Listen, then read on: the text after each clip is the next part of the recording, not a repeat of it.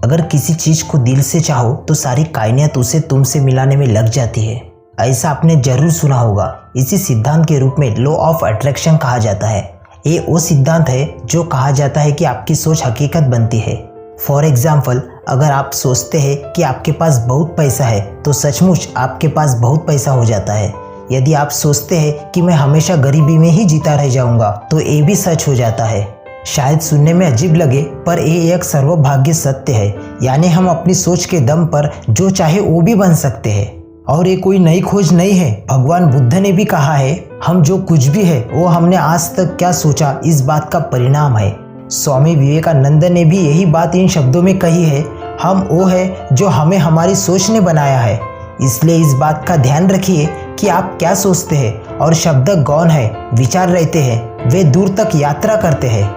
The law of attraction या आकर्षण का सिद्धांत यह कहता है कि आप अपने जीवन में उस चीज को आकर्षित करते हैं जिसके बारे में आप सोचते हैं। आपकी प्रबल सोच हकीकत बनने का कोई ना कोई रास्ता निकाल लेती है। लेकिन लॉ ऑफ अट्रैक्शन कुछ ऐसे प्रश्नों को जन्म देता है जिसके उत्तर आसान नहीं है। पर मेरा मानना है कि प्रॉब्लम लॉ ऑफ अट्रैक्शन की वजह से नहीं है, बल्कि इससे है कि law of attraction objective reality में कैसे अप्लाई करते हैं।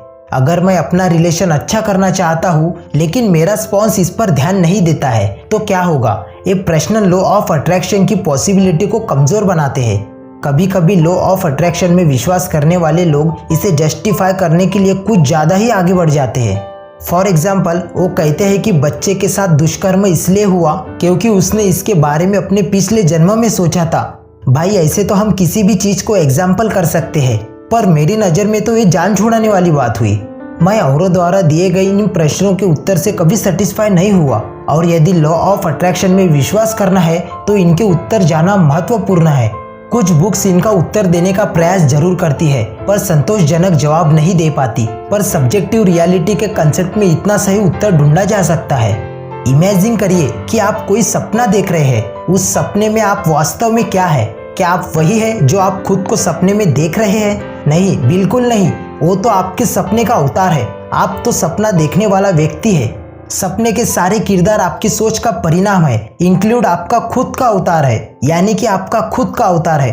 दरअसल यदि आप ड्रीमिंग सीख ले तो आप अपने सपने में ही अपने अवतार बदल सकते हैं। ड्रीमिंग में आप वो हर चीज कर सकते हैं जिसको कर सकने से आपका यकीन होगा। तो दोस्तों, आज के लिए इतना ही। Thank you guys.